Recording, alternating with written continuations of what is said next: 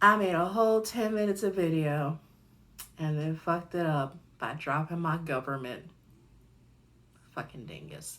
Hello there, YouTube land. It is I, Violet Vixanne, back again with a video that I've promised many times over and have not done because I am a fucking flake. Sup, y'all. So I wasn't sure what I wanted to do in this video. I didn't know if I wanted to do like an unboxing or something like that because I get a lot of subscriptions. Actually, I've pared down my subscriptions because I'm trying to be an adult and like save and like make enough money to buy like a house and increase my credit score and shit like that. And that means I need to have money to pay my credit card bills. So I've got a couple of subscriptions out. But that didn't quite feel organic to me. So I think for this video, I am going to talk about the media that influenced who I am, who I would become as a teenager, and maybe throw in some things that are still influencing me now, because as I've grown, I've changed a lot from the angsty, angry 16-year-old that I used to be and the things that I used to enjoy then. I still enjoy a lot of the things I enjoyed then, but I enjoy things that I never thought I would enjoy. So growing up, I was raised on the south side of Chicago. I was raised on 101st Street, and across the street from me was a little street that was lovingly dubbed Death Row. It was not uncommon for kids to ride by on bikes and let us know that, hey, it looks like there might be a shooting, everybody go inside, shit like that. Like, it's just a fucking thing. I was raised by a young gutter punk. My mom was like 17 when she had me. She was really big into the alternative scene growing up because she was born in like the 70s, so she was like a teenager in the 80s. Lucky fucking duck. So I got a lot of influences from her and stuff like that, but I was always a bit of an odd one compared to most of my peers and things like that. I was not allowed to use slang as a child until I could actually properly speak English and understood it fully, or as fully as one can, because the shit's fucking weird. Until I had a firm grasp on it. Let's go with that. Until I had a firm grasp on it and how to spell words, how to define words. I wasn't really allowed to play with language so much. I was allowed to use any word that I could define, which definitely made my insults a little bit more creative than some of my peers. But as a kid, I was an odd looking, lanky, you wouldn't believe it now, but I was flat as a board, just front and back. Like, you could do manuals on either side of me, take your pick.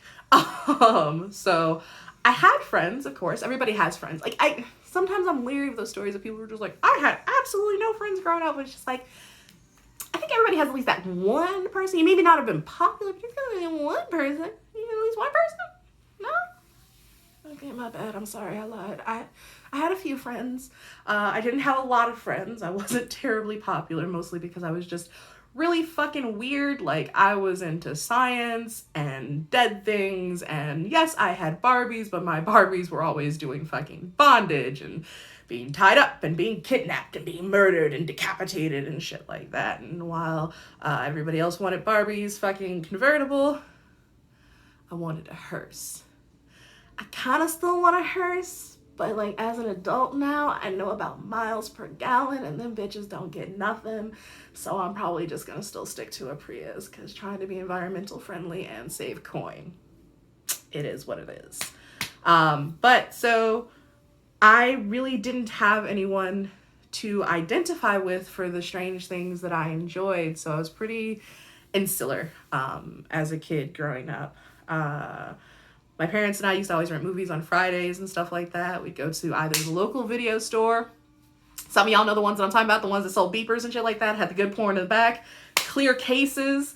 Nothing was on the title. There was no title on it. It was just a clear case with the video that said the name of the video on it or whatever. I used to prowl the horror movie sections because I loved, as much as they scared me, because they used to tear the fuck out of me as a kid, I loved the posters, and the one that I can always remember was the one Night of the Living Dead. I think it's like 3 or 4, something like that, with the chick with like the fucking leather jacket and the fucking glass through her fists and shit, and she's got like all the shit in her face, and I was just like, that's terrifying, but holy shit, she looks so fucking cool. Like, these little things that like slowly infect you and make you who you are.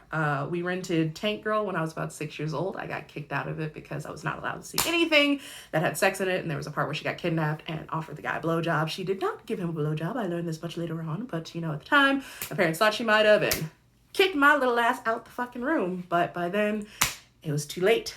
I had already seen her, and I was in love. Like, oh my God, this is who I'm gonna be when I grow up. And it's who I became, kind of. No, my best friend's my jet girl. I be the Tank Girl. So, I finally got to see The Craft when I was about 11 or 12.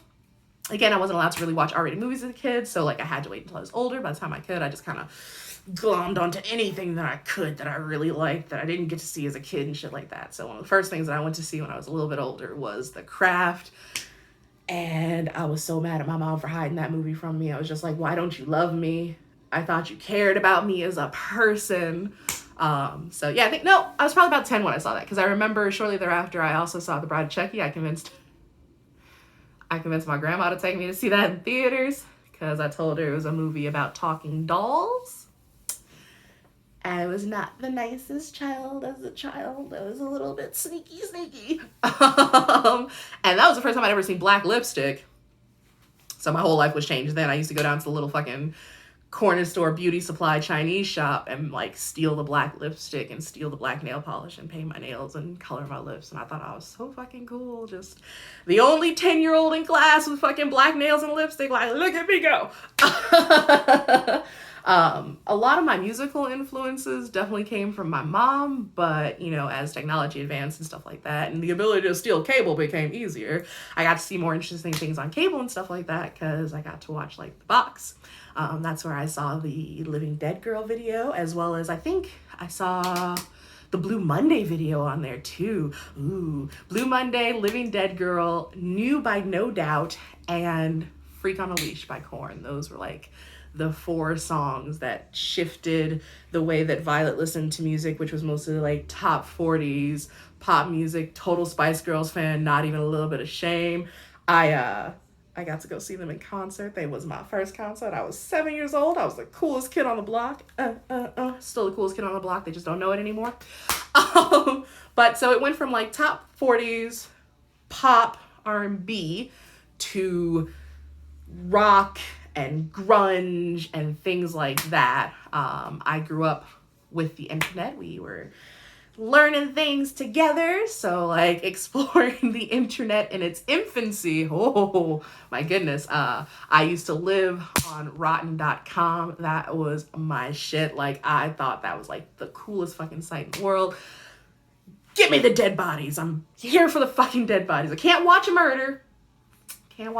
Had a few friends share a couple of cartel videos on Facebook, and bitch ain't got a stomach for real murder, but I can definitely look at the aftermath. And oh, I loved, like, there was that one of the guy who was he was like super bloated and distended, and like his face was all like black and shit, and it was just, I lived for that shit. Fucking E-fucked. Grew up with Newgrounds and salad fingers. I don't even know if anybody knows who David Firth is anymore. My friends and I used to sing quote David Firth all the time. One of the ways that I choose or determine if someone is like on my level and can handle being my friend, because I have had people stop talking to me after showing them this video, I will show them Spoilsbury Toast Boy #2 by David Firth. So if you're wondering if you're Violet ready, go watch Spoilsbury Toast Boy 2. Come back and comment and tell me what you think. If you've already seen it before, tell me what your fucking favorite scene was. My personal favorite scene is the mucus beetle scene. If you've seen it, you know what I'm talking about. If you watch it, you'll see what I'm talking about. That's my favorite scene. My friends and I used to quote that to each other all the time. I actually got to make a reference to a refit sleeve while I was in Las Vegas with my old friend of mine from when I was in high school. He made a reference to it, and I was like, oh my God, you still remember. So yeah, like, I was just always really into the stranger, weirder things. I had an obsession with witchcraft. Thank you, The Craft. My mom used to buy me these little, like, at the grocery store in the checkout aisle, there were always like these little spell scroll things. Like, they were like little tube, they were like $1 a piece or something like that, and she would bring me home spells and shit like that. So, because my mom was really supportive of most of the things that I did and or do. I was very lucky in that respect because I know that a lot of people growing up alternative, particularly Black and alternative, it's not only the issue of the peers giving you shit, but also your family giving you shit. So for that, I'm forever grateful. Thank you, Mother, for allowing me to be who or what it is that I want it to be without having to worry about ridicule from you as well as from my peers, because Lord knows I got enough of it from my peers. Whew! The stories I could tell. There was a time when everybody in the 6th grade class thought I gave them lice just because they were all white and I couldn't get lice. Like, if I was a witch, what makes you think I'd give you lice? Like, don't you think I'd do something a little bit more detrimental to you guys? Y'all be talking shit, trying to make my life miserable, and the most I'm gonna do is make your head itch? Like, get more creative, B. Get more creative. So yeah, movies, music, and then like the books that I read. The books that I read probably had way more influence over who I became as a person. When I was 12 years old, I used to be really big into R.L. Stine, first and foremost. Let me start that. Huge into Goosebumps, huge into Fear Street. Would buy the books anytime I could fucking convince my mom to fucking shell out $10 for a book for me, because reading is an expensive hobby. That's what I don't talk. Reading is expensive. I remember reading The Last Kiss by R.L. Stine, which was this like vampire love story, and just 8-year-old me was just in pieces, because at like the end it was about like this, I don't know, farm girl or some shit who gets whisked away by a vampire, and she actually falls in love with him, and like something happens where there's this huge fight or whatever, and he pretty much sacrifices himself so that she can live or whatever, and like he like got thrown out into the sun in this open field, and like he's boiling and pustulating as vampires do in the sun, and even in his super gross bubbly boily state, she leaned over to give him one last kiss. And I was under a coffee table sobbing my soul out and was just like, I want to love like that. Give me vampire love, please. Oh my God. So it started off with things like R.L. Stine and stuff like that. Like I would inhale anything of his that I could get my hands on. I didn't really read anything else outside of R.L. Stine, actually. Like I'm very one-track minded. Once I find something that I like, that's it, game over. I'm on it. I'm stuck on it. And then my mother diverted my path because we were in the Oak Park Library, because I used to live in Oak Park, Illinois. And she came by with a book called Violet and Claire. And yes, that is where my name Violet comes from. Vixen actually comes from another one of this author's books. My whole name is a reference to her, so spoilers. But it was a young adult book about 2 girls, Violet and Claire. One was really big into fairies and whimsy and poetry and beauty and stuff like that. The other one, Violet, was a little bit more goth, a little bit more grungy, liked to make films and stuff like that, and happened to find it around the time that I had actually done some things that I will never be proud of to someone that I considered a very good friend of mine, who was definitely very close to the Claire character. In fact, that book actually inspired me to apologize to her for what I did. From there, that was it. I was just in love with Francesca Lia Block, and I would buy anything, and I still do. I own most of her books at this point. I'm a little bit behind. I think I'm about like 8 books behind at this point, but I used to collect anything of hers that I could get my hands on. The next one was I Was a Teenage Fairy, which is where I found out that my government, when you put my government initials together, you get Mab, the Queen of Fairies, which was one of the main characters in I Was a Teenage Fairy. In fact, it's the fairy in I Was a Teenage Fairy. So if you've never checked out Francesca Lia Block, I highly recommend her. She's really great. Like, the thing that I love about her is that I always feel like not only am I extremely magical after reading her books, I feel like the world is still full of magic. Like, she manages to make the most innocuous thing seem so imbued with like beauty and wonder. Like, she finally put out a cookbook based on the Weeksy Bad series, which I did get for Christmas. Fancy. But like, just the act of making dinner for the family became this magical event, and there was just so much wonder, and it's hard not to feel your skin crackling with it after you read one of her books. Like, that's what I really, really love about her. So when I need to get back in touch with myself and remind myself that I don't do magic. I am magic. I read a Francesca Lee Block book. Neil Gaiman. My father used to talk about Neil Gaiman all the time. Sandman in particular. He always told me about this comic that he used to read back in the 80s called Sandman. 80s, 90s-ish. 90s, late 80s, 90s. And one day was actually taught in my English class. This was before graphic novels were a regular part of curriculums. This was like 10, 15 years ago when that shit was fucking unheard of. And it was a teacher's assistant who had it. It was the first volume, Nocturnes and... Was it Nightmares and Nocturnes? It's Prologues and Nocturnes? It's been a while since I've read my Sandman, so forgive me if I have it wrong. But they let me borrow it, and again, just fell madly in love, not only with the storytelling of Neil Gaiman, but the art style. I loved all of the endless. As I've gotten older and grown, I've identified with different ones in different points of my life. When I was younger, I definitely identified with delight/delirium. As I get older, I bounce between the twins. Sometimes I feel like desire. More often than not, I feel like despair. So getting to enjoy that type of literature definitely kind of honed who I was, not only as a person, but how I presented myself to the world, the type of fashion that I would do. I would definitely try to imitate things that I thought looked cool. I was very poor growing up.